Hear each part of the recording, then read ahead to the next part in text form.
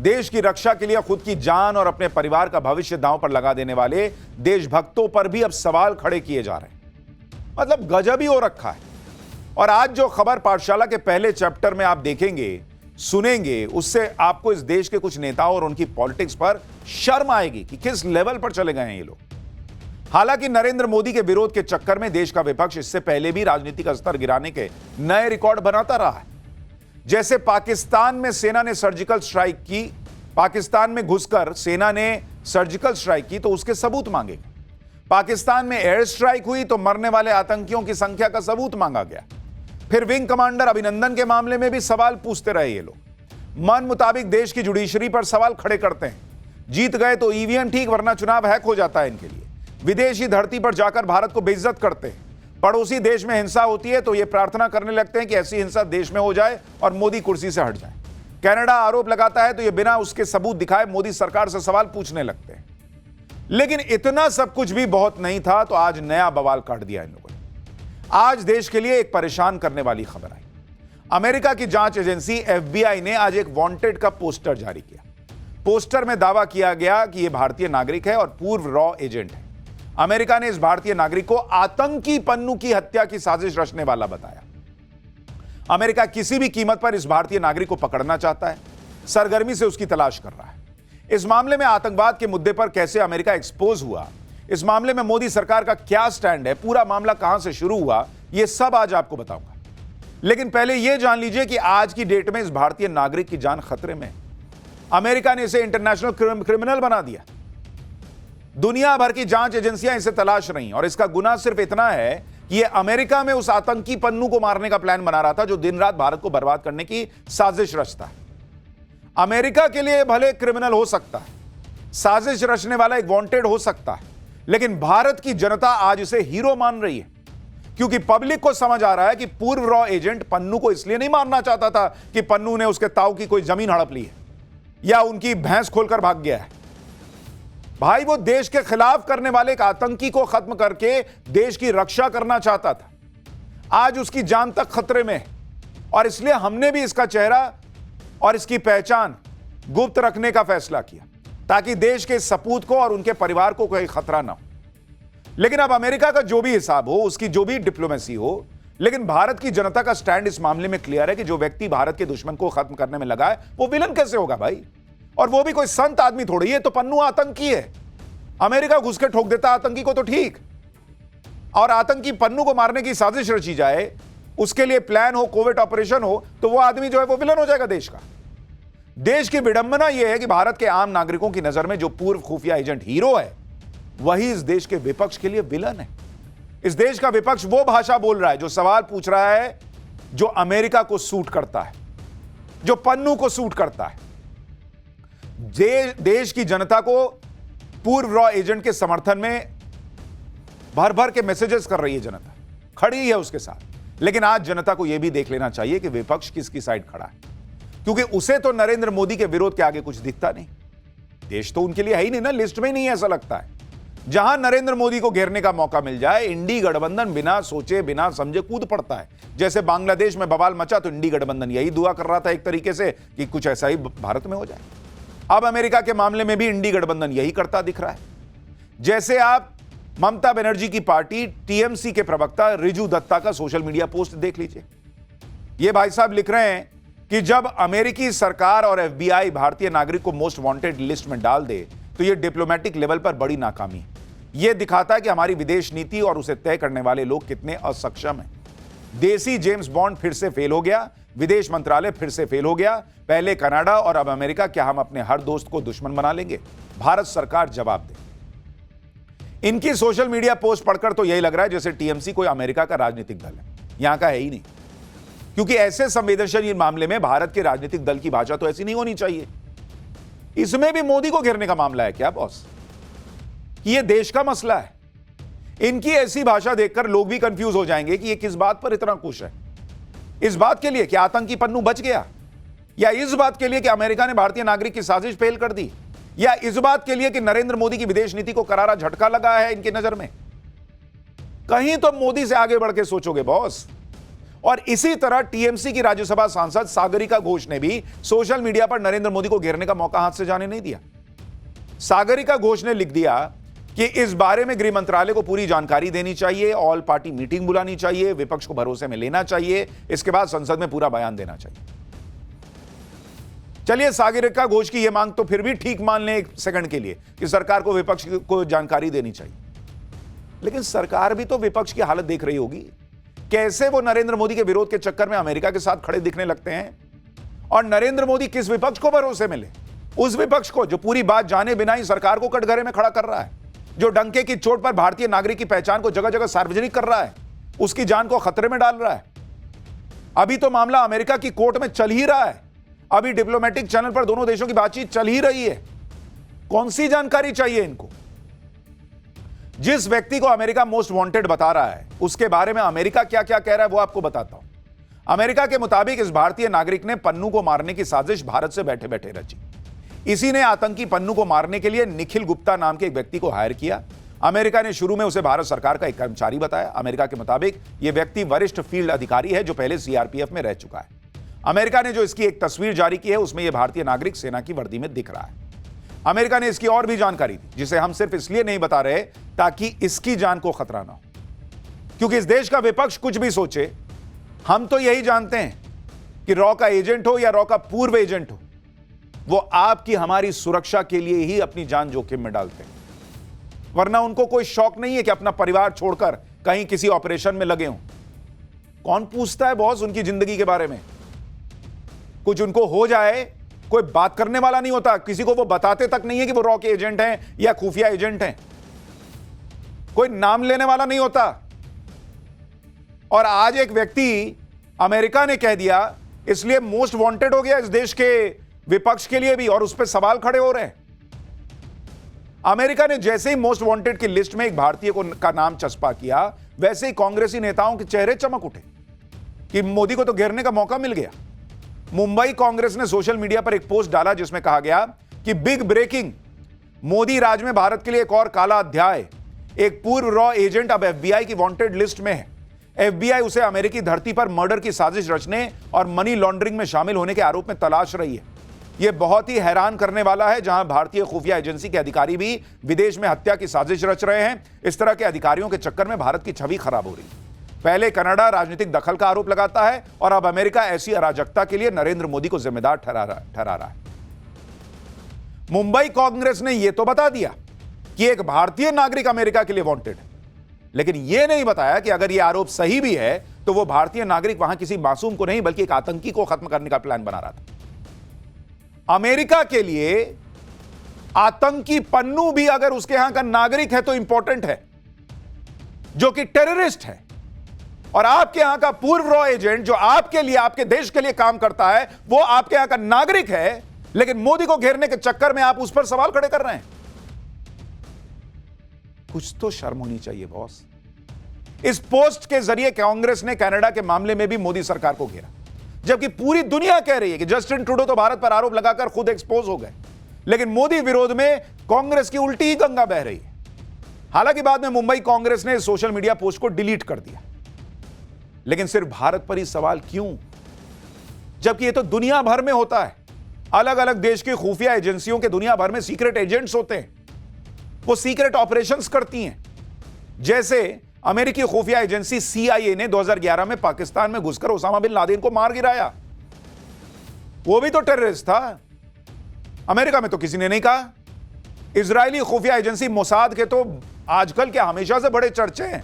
Hamas और Hezbollah की top leadership Mossad ने सीक्रेट ऑपरेशन में मार गिराया उसको। इसी तरह से यूके में खुफिया एजेंसी MI6 है, फ्रांस की खुफिया एजेंसी DGSE है। तो ऐसा नहीं है कि भारत ने अकेले कोई रॉ बना रखा है और कोई बहुत अलग सा काम कर रहा है। दुनिया भर में ऐसे कोवर्ट ऑपरेशंस होते हैं। हर बार क्या घर में घुस के ठोकेंगे आप लोगों को? और यहां तो सवाल अमेरिका से होना चाहिए, क्योंकि अमेरिका का ट्रैक रिकॉर्ड इस मामले में बहुत खराब है। खालिस्तानी आतंकवादी पन्नू अमेरिका में ही पल रहा है। अमेरिका से ही पन्नू आए दिन भारत विरोधी बयान देता है।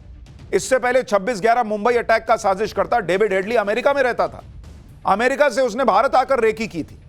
इसी तरह से 26/11 मुंबई अटैक का एक और साजिश करता तहव्वुर राणा अमेरिका में रहता था। तहव्वुर राणा का प्रत्यर्पण आज तक अमेरिका ने नहीं किया। कई साल पहले रविंदर सिंह का एक मामला आया था जो रॉ एजेंट था, लेकिन बाद में सीआईए का डबल एजेंट हो गया और सीआईए को जानकारियां देता था। रविंदर सिंह के बारे में जब तक भारत को पता चला, उसे सीआईए ने भारत से भगा दिया और बाद में कह दिया कि रविंदर सिंह को तो वो जानते ही नहीं है। तो सवाल तो अमेरिका से होना चाहिए। और आप यह भी सोचिए कि जब आप कोई स्पाई मूवी देखते हैं, कोई वेब सीरीज देखते हैं जिसमें हीरो जासूस होता है, कोई एजेंट होता है और वो देश विदेश में कोई सीक्रेट ऑपरेशन करता है, दुश्मनों को मारता है या किसी बड़े हमले को नाकाम करता है, तब तो खूब ताली पीटते हैं लोग।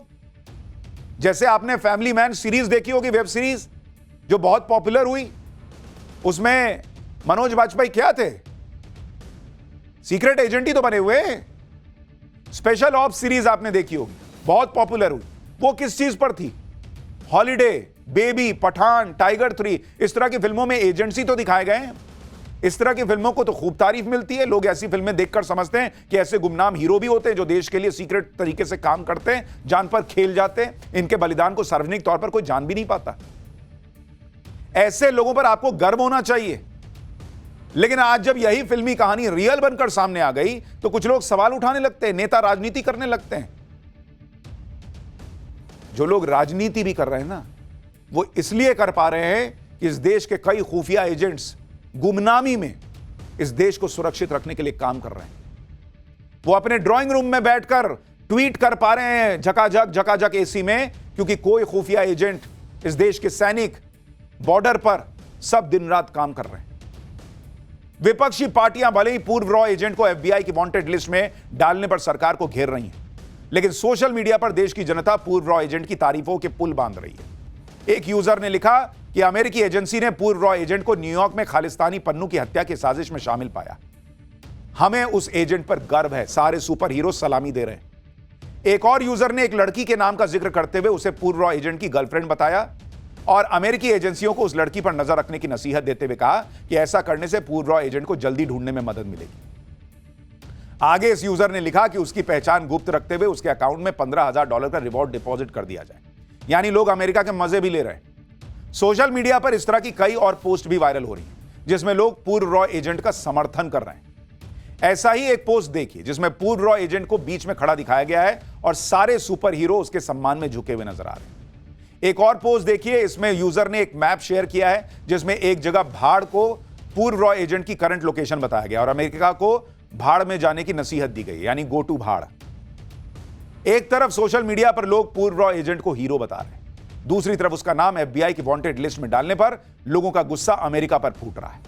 ऐसी एक पोस्ट में एक यूजर ने ओसामा बिन लादेन और लीबिया के तानाशाह गद्दाफी की तस्वीर शेयर करते हुए अमेरिका को निशाने पर लिया और लिखा कि क्या अमेरिका ने इनको मारने से पहले संबंधित देशों से मंजूरी ली थी क्या? आगे पोस्ट में सवाल उठाया गया कि क्या अमेरिका ने नसरल्ला और याहिया सिनवार और दूसरे हमास नेताओं को मारने से पहले पूछा था क्या? ऐसी एक और पोस्ट में एक यूजर ने पूर्व रॉ एजेंट पर एफबीआई के डायरेक्टर के बयान को शेयर करते हुए लिखा कि आप करो तो संस्कार, दूसरा करे तो कैरेक्टर खराब है। देश की पब्लिक साथ दे रही है सरकार का, रॉ के पूर्व एजेंट का, और यहां का विपक्ष इसमें भी पॉलिटिक्स ढूंढ रहा है। अब आपको वो पूरी कहानी विस्तार से बताता हूं कि अमेरिका ने पन्नू मामले में भारत के एक्स एजेंट पर क्या आरोप तय किए, जिनके आधार पर अमेरिकी एजेंसी एफबीआई ने उसे अपनी वांटेड लिस्ट में डाला है। उसके बारे में भी जानिए। खालिस्तानी आतंकी गुरपतवंत सिंह पन्नू की हत्या की नाकाम साजिश में मर्डर फॉर हायर यानी भाड़े पर हत्या और मनी लॉन्ड्रिंग के आरोप है कि पूर्व रॉ एजेंट अभी फरार चल रहा है और इस मामले में दाखिल पहली चार्जशीट में भारत के इस एक्स एजेंट को कोडनेम CC1 दिया गया, यानी उसे केस में को कॉन्स्पिरेटर बताया गया है। आरोप है कि भारत के एक्स एजेंट ने हत्या की साजिश में शामिल अपने सहयोगी को विक्टिम के घर का पता, फोन नंबर और उसकी पहचान से जुड़ी दूसरी जानकारियां मुहैया करवाई। भारत के एक्स एजेंट के जिस सहयोगी का जिक्र एफबीआई ने किया है उसका नाम निखिल गुप्ता बताया गया है, जिसे पिछले साल चेक गणराज्य से गिरफ्तार किया गया था।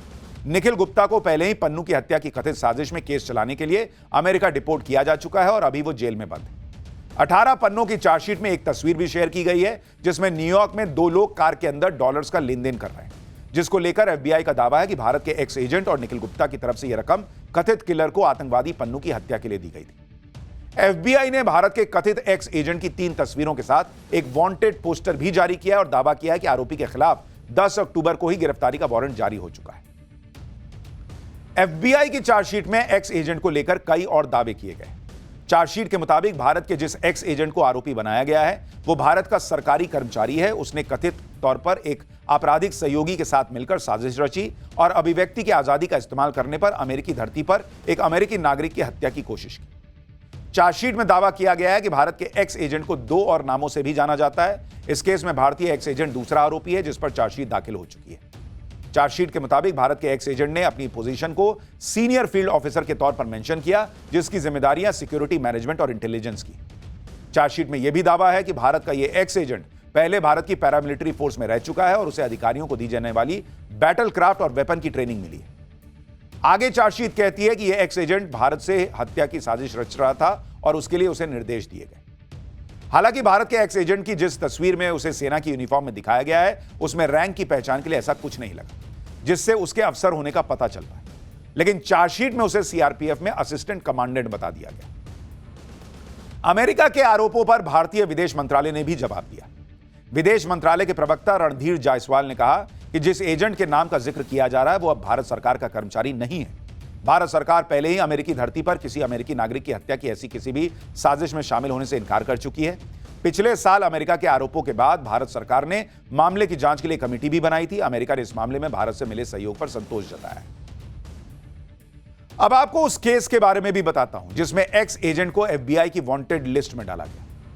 दरअसल पिछले साल वेस्टर्न मीडिया की एक रिपोर्ट में दावा किया गया था कि अमेरिका की जमीन पर आतंकी गुरपतवंत सिंह पन्नू की हत्या की साजिश रची गई जिसे नाकाम कर दिया गया। पन्नू अमेरिकी नागरिक है और भारत ने उसे आतंकी घोषित किया हुआ है। इस मामले में बाद में अमेरिकी जस्टिस डिपार्टमेंट ने इस मामले में न्यूयॉर्क डिस्ट्रिक्ट कोर्ट में केस दायर किया था। इसी केस में निखिल गुप्ता और भारत के एक्स एजेंट पर पन्नू की हत्या की प्लानिंग के लिए आरोपी बनाए। आरोप है कि पन्नू की हत्या के लिए $1 लाख की सुपारी दी गई जिसके एडवांस के तौर पर $15,000 की पेमेंट न्यूयॉर्क में की गई। गुरपतवंत सिंह पन्नू अमेरिकी नागरिक है। अमेरिका अपनी ही जमीन पर अपने नागरिक की हत्या की साजिश से भड़का हुआ है और अमेरिकी कोर्ट में वकील यह कहकर पन्नू का समर्थन कर रहे हैं कि वो एक पॉलिटिकल एक्टिविस्ट है जो अपने बोलने की आजादी के अधिकारों का इस्तेमाल कर रहा है और इसके लिए उसे खामोश करने की साजिश की गई। लेकिन हैरानी की बात यह है कि जिसे अमेरिका बोलने की आजादी कह रहा है उसे दरअसल आतंकी हमले की धमकी कहना चाहिए, क्योंकि पन्नू आए दिन भारत को किसी ना किसी बात पर धमकाता है। कभी वो एयरपोर्ट तो कभी फ्लाइट को बम से उड़ाने की धमकी देता है, कभी वो भारत के प्रधानमंत्री को धमकी देता है, कभी देश की संसद पर हमले की धमकी देता है, कभी कनाडा में हिंदुओं को देश छोड़ने की धमकी देता है, कभी पंजाब तो कभी यूपी के सीएम योगी आदित्यनाथ को धमकी देता है, कभी राम मंदिर को लेकर धमकी देता है। साल 2020 में गृह मंत्रालय ने गुरपतवंत सिंह पन्नू को आतंकवादी घोषित किया था। गृह मंत्रालय के मुताबिक अमेरिका में रहने वाला पन्नू गैर कानूनी संस्था सिख फॉर जस्टिस का अहम सदस्य है। पन्नू सीमा पार और विदेशी धरती से आतंकवाद की विभिन्न घटनाओं में शामिल है। पन्नू राष्ट्र विरोधी गतिविधियों और खालिस्तान मूवमेंट में शामिल है और पंजाब में आतंकवाद को फिर से जिंदा करने की साजिश रच रहा है। इससे पहले गृह मंत्रालय ने 10 जुलाई 2019 को यूएपीए के तहत सिख फॉर जस्टिस संगठन पर प्रतिबंध लगाया था। पन्नू जो कर रहा है, अगर वो बोलने की आजादी के लेवल पर आता है और इसलिए उसे कुछ भी करने दिया जा सकता है, तो कोई अमेरिका से पूछे कि तुम्हारे यहां कोई घुसता है तो इतने 10 लेवल की चेकिंग क्या करते हो? फिर जाने दो लोगों को, जब कोई घटना होगी तो पकड़ना।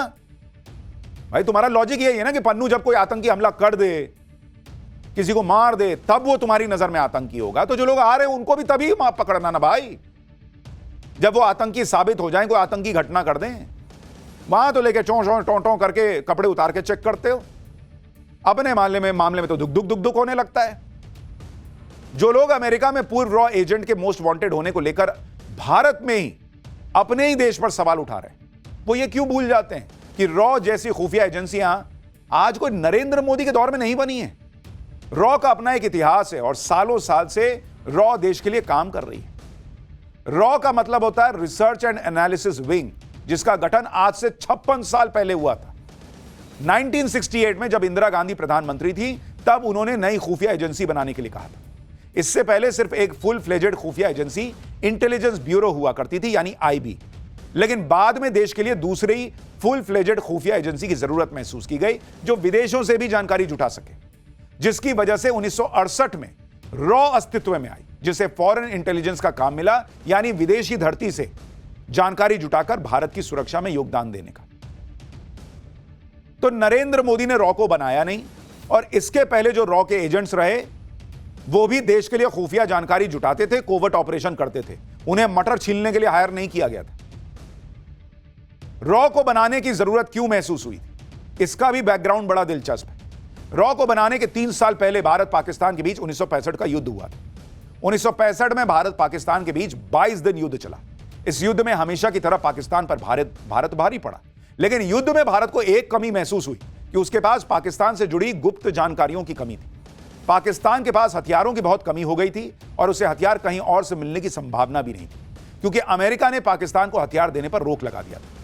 लेकिन भारत को यह गुप्त जानकारी सही समय पर नहीं मिल सकी कि पाकिस्तान के पास हथियारों की कमी हो गई। इस जानकारी के अभाव के बीच ही युद्ध विराम हो गया और जिस दिन युद्ध विराम हुआ उस दिन तक पाकिस्तान के सारे हथियार खत्म हो चुके थे। अगर पाकिस्तान से जुड़ी सटीक जानकारी पहले मिल गई होती तो 1965 के युद्ध में भारत कहीं और बड़ी जीत हासिल करता और पाकिस्तान सरेंडर कर चुका होता। रॉ के पूर्व प्रमुख शंकरन नायर ने अपनी एक किताब में इसका जिक्र किया कि भारत को सटीक जानकारी इसलिए नहीं मिल पाई क्योंकि इसे जुटाने का काम नकारा जासूसों के पास था। इसी के बाद यह तय किया गया कि नई खुफिया एजेंसी का गठन होगा, जिसका काम देश के बाहर की खुफिया जानकारी को इकट्ठा करना होगा, कोवर्ट ऑपरेशंस करना होगा। इसी में 1968 में आईबी के बेस्ट ऑफिसर्स और जासूसों को लेकर रॉ का गठन किया गया। रॉ के पहले चीफ आर.एन. काव थे, जो उस वक्त आईबी के डिप्टी डायरेक्टर हुआ करते थे। इसके अलावा शंकरन नायर को डिप्टी बनाया गया, जो बाद में रॉ के चीफ बने। तब आईबी में काम कर रहे 250 लोगों को सेलेक्ट करके रॉ में ट्रांसफर किया गया। रॉ अपने एजेंट सीधे कॉलेज और यूनिवर्सिटी से ही सेलेक्ट कर लेती। शुरू में इसका मजाक भी बना, क्योंकि रॉ के लोगों के रिश्तेदार दोस्तों को नौकरियां मिल रही थी। लोग इसे मजाक में relatives and associates welfare association कहने लगे थे। लेकिन बाद में रॉ ने अपने सिलेक्शन का तरीका बदला और बहुत टफ एग्जाम कर दिया गया। जैसे जैसे देश पर बाहरी खतरा बढ़ता गया, वैसे वैसे रॉ की जिम्मेदारियां भी बढ़ती चली गई। आज की डेट में रॉ देश की सुरक्षा के लिए सबसे अहम एजेंसी है और इसका दुनिया में नाम है। जो लोग खुफिया एजेंसीज के एजेंट्स को लेकर देश पर सवाल उठाने लगते हैं, उन्हें यह पता नहीं क्या कि एजेंट्स काम कैसे करते हैं और कैसे अपना सब कुछ दांव पर लगाकर देश के लिए काम करते हैं। बॉस, यहां देश में हर आदमी यह चाहता है कि वो एक रील भी बनाए ना, तो उसके मिलियन में व्यूज आ जाएं। हर आदमी पहचान के लिए मरा जा रहा है। और आप सोचिए कि रॉ के एजेंट्स ऐसे होते हैं जो जिंदगी अपनी लगा देते हैं बिना किसी को पहचान बताए कि वो देश के लिए इतना समर्पण भाव से काम कर रहे हैं। जान चली जाएगी तो भी नहीं बता सकते। कई बार तो परिवार को भी नहीं पता होता कि रॉ के एजेंट है उनके घर के लोग। ऐसे लोगों पर आप सवाल उठा रहे हो। रॉ पर आधारित एक किताब है, raw a history of India's covert operations. इसमें एक किस्सा बताया गया है। एक बार रॉ में काम कर रहे किसी एजेंट विक्रम सिंह को विशाल पंडित बनकर मॉस्को जाना पड़ा। इसके बाद उनके परिवार वालों को भी अपना नाम बदलना पड़ा। विदेश में सीक्रेट पोस्टिंग के दौरान उनके घर बच्चा पैदा हुआ तो उसका सरनेम भी नकली रखा गया और वो सरनेम पूरी उम्र उसके साथ चिपका रहा। ऐसी जिंदगी जीते हैं इस देश के खुफिया एजेंट्स। रॉ एजेंट्स की जब भी बात होती है तो रविंद्र कौशिक का नाम जरूर लिया जाता है। रविंद्र कौशिक के बारे में कहा जाता है कि रविंद्र कौशिक वो खतरनाक जासूस थे जो पाकिस्तान की सेना में मेजर बन गए। रविंद्र कौशिक राजस्थान के रहने वाले थे और एक एयरफोर्स ऑफिसर के बेटे थे। जब रविंद्र कौशिक कॉलेज में थे तब रॉ ने उनकी भर्ती कर ली। रविंद्र कौशिक को पाकिस्तान में अंडर कवर ऑपरेशन के लिए दिल्ली में 2 साल ट्रेनिंग मिली।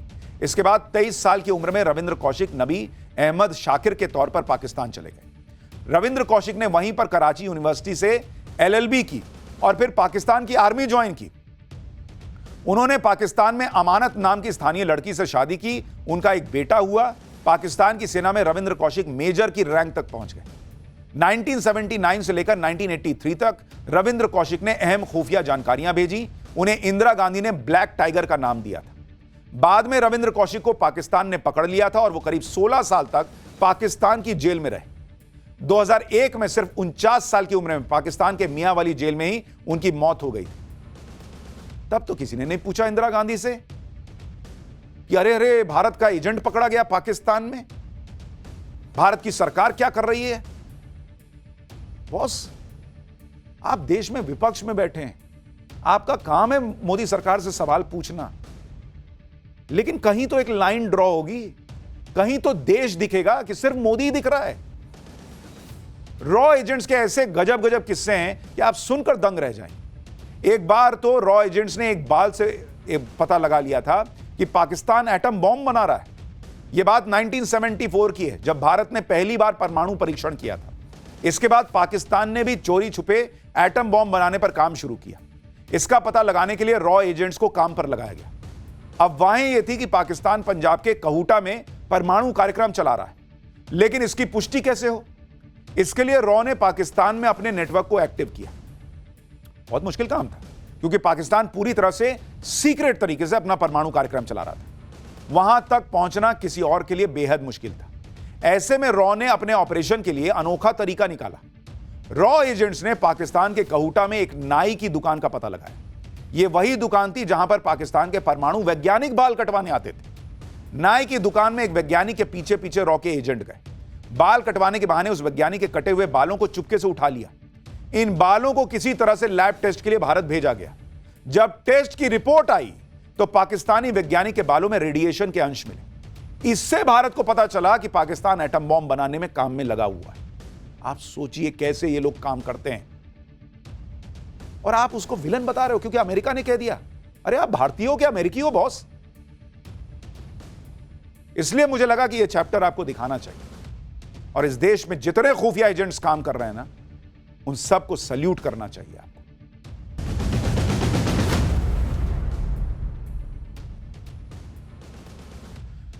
उत्तर प्रदेश में गजब की राजनीति चल रही है। लोकसभा चुनाव के बाद इंडी गठबंधन इतने जोश में था कि क्या ही कहा जाए, लेकिन अब जोश धीरे धीरे ठंडा पड़ता दिख रहा है।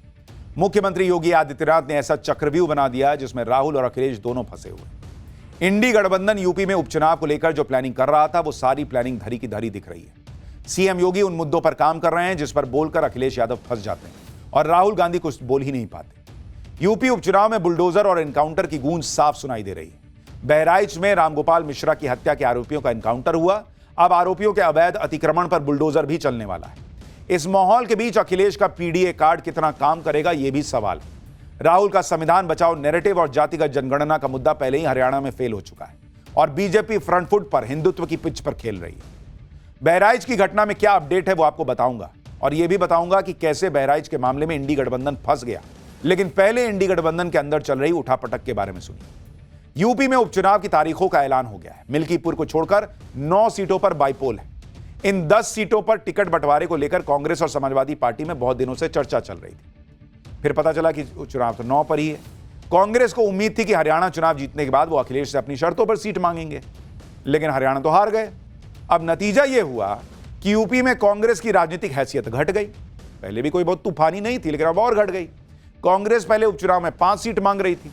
अखिलेश यादव ने कांग्रेस को 2 सीट दी है। कांग्रेस जो मांग रही थी वो भी अखिलेश यादव ने नहीं दिया। मतलब एक तो दे ही 2 सीट रहे, और वो भी कांग्रेस की पसंद का नहीं दे रहे हैं अखिलेश यादव। मतलब एकदम लाइन पे ला दिए हैं कि भाई जितना है उतना ना लोगे, कुछ भी। अखिलेश यादव पहले ही कह चुके हैं कि वो समाजवादी पार्टी को राष्ट्रीय पार्टी बनाना चाहते हैं। अखिलेश के इस सपने को पूरा करने में कांग्रेस कोई मदद ही नहीं कर रही। अखिलेश ने भी दिखा दिया कि यूपी में कांग्रेस की क्या हैसियत है। लोकसभा चुनाव के बाद से ही कांग्रेस ऐसे हवा में उड़ रही थी जैसे चुनाव ही जीत लिया। कांग्रेस को उम्मीद थी कि यूपी उपचुनाव में अखिलेश के साथ बराबरी की डील होगी, लेकिन अखिलेश यादव भी कांग्रेस के रवैये से बहुत खुश नहीं दिख रहे। अखिलेश मीडिया में तो कुछ नहीं बोल रहे थे, लेकिन अंदर ही अंदर उनकी तैयारी चल रही थी। कांग्रेस से बिना चर्चा किए कहा गया कि 9 अक्टूबर को अखिलेश ने 6 सीटों पर कैंडिडेट घोषित कर दिए। उसी समय साफ हो गया था कि कांग्रेस जितनी सीटें मांग रही थी उतनी उसे मिलने वाली है नहीं। बाकी जो 4 सीटें बची थी उस पर कांग्रेस ने दावा ठोकना शुरू किया, लेकिन अखिलेश ने उस दावे पर भी पानी फेर दिया। आप खुद देखिए, अखिलेश ने पहले 6 सीटों पर उम्मीदवार उतारे, कांग्रेस के सामने 4 सीटों का विकल्प बचा। फिर अखिलेश ने 7वीं सीट पर भी कैंडिडेट उतार दिया। अब कांग्रेस के पास 3 सीटें बची थी, लेकिन चुनाव ही 9 पर हो रहा है तो वो भी घट के 2 हो गई। तो अखिलेश ने कांग्रेस को कहा कि ये 2 बचा है बॉस, ले लो, और इसमें गाजियाबाद और अलीगढ़ की खैर सीट कांग्रेस को दे दी। ये दोनों ही सीटें लंबे समय से बीजेपी के पास रही हैं, यानी अखिलेश ने कांग्रेस को 2 मुश्किल से सीटें दे दी। भाई उनको पता है अखिलेश यादव को कि कांग्रेस पार्टी यूपी में लोकसभा में सीटें लाई तो अखिलेश यादव की पार्टी के कंधे पे बैठ के लाई। उसके बाद राहुल गांधी को पूरे सोशल मीडिया में हीरो बता दिया। अखिलेश यादव साइड हो गए या कर दिए गए। अब अखिलेश यादव ने कहा कि एक काम करो, बहुत हीरो हैं अगर आप लोग कांग्रेस वाले, तो आप लोग कंधे से उतरो, अब बीजेपी से 1 to 1 फाइट करो जहां पे बीजेपी स्ट्रांग है, तब ना मानेंगे कि हराए बीजेपी को। अखिलेश ने कांग्रेस को गाजियाबाद और खैर सीट देकर एक तरह से चुनौती दी कि जाओ बीजेपी के गढ़ में ये दोनों सीटें जीत के दिखाओ, फिर आना बात करने। ये दोनों ही सीटें कांग्रेस ही नहीं बल्कि समाजवादी पार्टी के लिए भी टफ सीटें। आप देखिए कि गाजियाबाद से कांग्रेस आखिरी बार 2002 में जीती थी। समाजवादी पार्टी तो सिर्फ एक बार ही यहां से जीत पाई है। 2017 से गाजियाबाद सीट पर बीजेपी जीत रही है। इसी तरह खैर सीट पर आखिरी बार कांग्रेस 1980 में जीती थी। समाजवादी पार्टी का तो यहां खाता तक नहीं खुल पाया है। बीजेपी खैर सीट पर 4 बार विधानसभा चुनाव जीत चुकी है। 2017 से खैर विधानसभा सीट बीजेपी के पास है। यानी यह हालत वैसे हो गई कि कांग्रेस कह रही थी कि हमको बैटिंग चाहिए, और जैसे ही बॉलिंग पे बुमराह आया तो कहा गया कि जाओ तुम बैटिंग करो। अब कांग्रेस कह रही है बुमराह कैसे खेलेंगे, वो तो हम खेल ही नहीं पाते। तो अखिलेश यादव कह रहे तो खेल के दिखाओ, मारो सेंचुरी। यानी हारी हुई 2 सीटें अखिलेश यादव ने कांग्रेस को दे दी, और इन सीटों पर चुनाव लड़कर कांग्रेस क्या ही हासिल करेगी, यह खुद कांग्रेस को समझ में आ रहा है। कांग्रेस को मुश्किल सीटें देकर अखिलेश अपने हिस्से की सीटों पर कैंडिडेट उतारे जा रहे हैं। अभी तक अखिलेश यादव ने 7 सीटों पर कैंडिडेट उतार दिए हैं, जिनमें मैनपुरी की करहल सीट से तेज प्रताप यादव, कानपुर की सीसामऊ सीट से नसीम सोलंकी, अयोध्या की मिल्कीपुर सीट से अजीत प्रसाद, अंबेडकर नगर की कटेरी सीट से शोभावती वर्मा, प्रयागराज की फूलपुर सीट से मुस्तफा सिद्दीकी, मुजफ्फरनगर की मीरापुर सीट से सुंबुल राणा, मिर्जापुर की मझवा सीट से डॉक्टर ज्योति बिंद को टिकट दिया गया है। इसमें मीरापुर सीट से कैंडिडेट का ऐलान तो आज ही किया गया। सुंबुल राणा बीएसपी के कोऑर्डिनेटर मुनकाद अली की बेटी और समाजवादी पार्टी के पूर्व सांसद कादिर राणा की बहू हैं, और वो पहली बार चुनाव लड़ रही हैं। अखिलेश यादव ने कैंडिडेट्स का ऐलान किया तो बीजेपी को मौका मिल गया हमला करने का। बीजेपी ने अखिलेश यादव पर परिवारवाद का आरोप लगा दिया। करहल से तेज प्रताप यादव को टिकट दिया गया, जो अखिलेश यादव के भतीजे हैं। तेज प्रताप यादव के लिए तो नॉमिनेशन फॉर्म भी खरीद लिया गया है। वहीं मीरापुर से पूर्व सांसद की बहू को टिकट मिला है। सीसामऊ से इरफान सोलंकी की पत्नी को टिकट मिला है। नसीम सोलंकी को टिकट दिया गया है। इसी पर यूपी के डिप्टी सीएम केशव प्रसाद मौर्य ने अखिलेश पर तंज कसा। केशव प्रसाद मौर्य ने कहा कि जातिवाद और परिवारवाद तुष्टीकरण के प्रतीक है। सपा बहादुर श्री अखिलेश यादव तीनों चीजें उनमें कूट कूट कर भरी हैं। भाजपा ही वर्तमान, भाजपा ही भविष्य। कहने के लिए कांग्रेस और समाजवादी पार्टी में सीट शेयरिंग हो गई और दोनों ही दल दावा भी कर रहे हैं कि मिलकर चुनाव लड़ेंगे, लेकिन सीटों के बंटवारे से ही साफ हो जा रहा है कि अखिलेश की मंशा क्या थी। दूसरी तरफ बीजेपी की तैयारियां नेक्स्ट लेवल पर है। बीजेपी हर सीट के लिए विनिंग कैंडिडेट की तलाश कर रही है। इसके लिए लगातार उम्मीदवारों की स्क्रीनिंग चल रही है।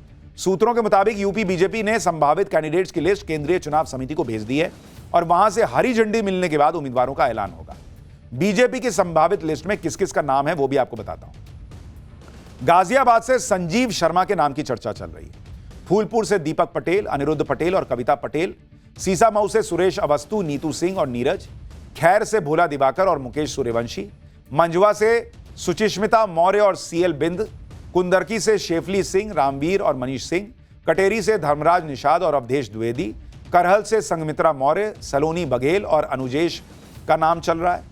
मिल्कीपुर से बाबा गोरखनाथ और चंद्रभान पासवान का नाम चल रहा है। तो ये संभावित कैंडिडेट्स हैं। इनमें से किसका नाम फाइनल होगा ये तो अभी पता चलना बाकी है। अच्छा, जो उपचुनाव हो रहे हैं उनमें से 3 सीटें बीजेपी के पास थी, 2 उसके सहयोगियों के पास थी। इस बार बीजेपी की कोशिश है कि सभी सीटों पर एनडीए गठबंधन का परचम लहराया जाए। उत्तर प्रदेश उपचुनाव की लड़ाई को और दिलचस्प बनाने के लिए बीएसपी और ओवैसी की भी एंट्री हो गई। इन दोनों की एंट्री से अखिलेश और कांग्रेस को नुकसान होने की चर्चा हो रही है। बीएसपी ने अपने दम पर उपचुनाव लड़ने का फैसला किया है। बीएसपी ने अभी तक 5 सीटों पर कैंडिडेट उतार भी दिए। ओवैसी की पार्टी पल्लवी पटेल के साथ मिलकर चुनाव लड़ेगी। एआईएमआईएम 2 सीटों पर और बाकी पर पल्लवी पटेल की पार्टी लड़ेगी। आपको सुनवाता हूं कि उपचुनाव को लेकर ओवैसी क्या कह रहे हैं। हमारी बहन मोहतरमा पल्लवी पटेल साहिबा के साथ इस चुनाव में जाएंगे, लड़ेंगे। और जहां तक मुझे हमारे उत्तर प्रदेश के अध्यक्ष ने बताया है कि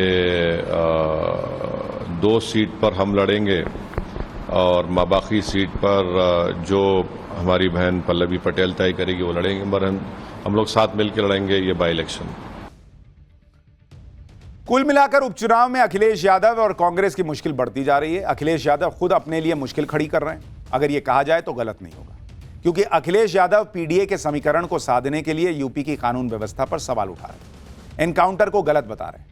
सुल्तानपुर से लेकर बहराइच तक अपराधियों के एनकाउंटर पर अखिलेश का रुख अपराधियों के पक्ष में ही दिखाई दिया है। अगर पिछले कुछ समय से अखिलेश और समाजवादी पार्टी का हाल देखें तो अखिलेश ने सुल्तानपुर एनकाउंटर पर सवाल उठाए थे। अखिलेश ने मंगेश यादव के एनकाउंटर को हत्या बताया था। बहराइच एनकाउंटर को अखिलेश ने सरकार की नाकामी बताया। इसके अलावा अयोध्या में एसपी नेता मोईद खान पर रेप का आरोप लगा। अयोध्या सांसद अवधेश प्रसाद के बेटे पर किडनैपिंग का आरोप लगा है। समाजवादी पार्टी के नेता फेक करेंसी रैकेट में शामिल पाए गए। समाजवादी पार्टी के सांसदों और विधायकों के व्यवहार पर भी सवाल उठे। अखिलेश यादव सेलेक्टिव अप्रोच के साथ अपराध की घटनाओं पर बयानबाजी कर रहे हैं। बीजेपी इसी को आधार बनाकर आरोप लगा रही है कि समाजवादी पार्टी को गुंडई की आदत है। अखिलेश यादव ने बहराइच एनकाउंटर पर क्या कहा, वो भी सुनिए। सरकार अपनी नाकामी छिपाने के लिए एनकाउंटर कर रही है। एनकाउंटर, नई परिभाषा में हाफ एनकाउंटर, और फिर ये एनकाउंटर, हाफ एनकाउंटर, ये डराने के लिए हैं।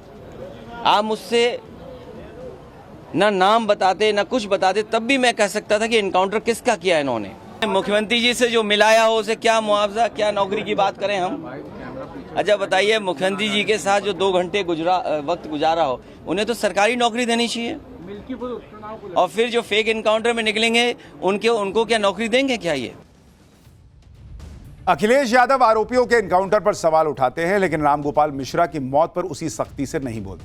क्या इसकी वजह यह है कि आरोपी अखिलेश के पीडीए यानी पिछड़ा, दलित और अल्पसंख्यक समाज से आते हैं, जबकि यूपी में योगी सरकार का क्लियर फंडा है, जो भी गलती करेगा वो बचेगा नहीं, चाहे वो किसी भी धर्म जाति का हो। इसी जीरो टॉलरेंस की नीति की वजह से यूपी में अपराधियों को सजा मिल रही है और इसी नीति का इस्तेमाल बहराइच में भी हो रहा है। बहराइच में हिंसा हुई, रामगोपाल मिश्रा की मौत हुई और उसके बाद आज पहला जुमा था। फिर से हिंसा की आशंका को देखते हुए सरकार ने तगड़े बंदोबस्त किए। मस्जिदों के बाहर पुलिस तैनात थी, ड्रोन से निगरानी रखी जा रही थी। इसी सख्ती की वजह से आज कोई हल्ला हंगामा हो ही नहीं पाया। बहराइच में रामगोपाल मिश्रा की हत्या के आरोपियों के खिलाफ किस तरह से एक्शन लिया जा रहा है वो भी देखिए। आरोपियों को एनकाउंटर में गोली लगी, वो जेल में है। अब बहराइच में बुलडोजर चलाने की भी तैयारी है। बहराइच में बड़े पैमाने पर अतिक्रमण हुआ है और इसमें रामगोपाल हत्याकांड के आरोपी भी शामिल हैं। अब पीडब्ल्यूडी अवैध अतिक्रमण को चिन्हित कर रहा है। जितने भी इलीगल कंस्ट्रक्शन है उन पर मार्किंग की जा रही है और बहुत जल्द नियमों के मुताबिक अतिक्रमण हटाने के लिए बुलडोजर एक्शन भी होगा। तो अभी एनकाउंटर पे हंगामा मचा है, फिर जब बुलडोजर चलेगा तब भी छाती पीटी जाएगी, लेकिन वो तो चलेगा क्योंकि योगी आदित्यनाथ की सरकार में जो हिसाब है वो क्लियर है। देखिए बहराइच से एक रिपोर्ट। पीडब्ल्यूडी डिपार्टमेंट ने इस इंक्रोचमेंट को हटाने की कवायद 1 महीने पहले शुरू कराई थी और उसके चिन्हीकरण किया गया था और उसी का निशान यहां पर मौजूद है। मतलब लगभग 8 से 10 फुट जो सड़क का हिस्सा होता है उस पर लोगों ने अपना कब्जा कर लिया है। कुछ ने चबूतरा बना लिया और कुछ ने यहां पर पक्के कंस्ट्रक्शन करके दुकान आगे बढ़ा ली है। अब जिला प्रशासन इसकी जांच करवा रहा है और जांच के बाद रोड को चौड़ा करने के लिए जो बुलडोजर का एक्शन लिया जाता रहा है, निर्धारित नियमों का पालन करते हुए उस देखिए, क्राइम कंट्रोल के लिए सीएम योगी की जीरो टॉलरेंस पॉलिसी है। अपराधियों के खिलाफ एक्शन लेने के लिए यूपी पुलिस को छूट है। अखिलेश यादव एनकाउंटर और बुलडोजर एक्शन पर सवाल उठाते हैं। पुलिस अपनी मर्जी से एनकाउंटर नहीं करती। कई बार हालात ऐसे बन जाते हैं जब गोली चलानी पड़ती है और इसी जीरो टॉलरेंस पॉलिसी का असर है कि यूपी में अपराधियों के खिलाफ तेजी से कार्रवाई हो रही है। मैं आपको कुछ आंकड़े बताता हूं। यूपी में पिछले 7 साल में 210 बदमाशों के एनकाउंटर हुए जिनमें वो मारे गए। राज्य के 69 चिन्हित माफिया गिरोह की कमर तोड़ी गई। माफिया के खिलाफ 42 मामलों में 29 में सजा दिलाई गई। पिछले 7.5 साल में 81,196 से ज्यादा अपराधियों को सजा हुई है। 54 को फांसी, 3,125 को उम्र कैद की सजा दिलाई गई। 9,076 अपराधियों को 10 साल से ज्यादा की सजा हुई। महिला अपराध के 28,700 अपराधियों को सजा हुई। रेप और दूसरे गंभीर अपराधों में 16,565 अपराधियों को सजा दिलाई गई। इसमें 9 को फांसी और 1,720 को उम्र कैद की सजा हुई। और ये आंकड़े अगस्त 2024 तक के हैं जो यूपी सरकार की तरफ से जारी हुए। अपराधियों को सिर्फ पकड़ा नहीं जा रहा बल्कि सजा दिलाने का रेट यानी कन्विक्शन रेट भी अच्छा है।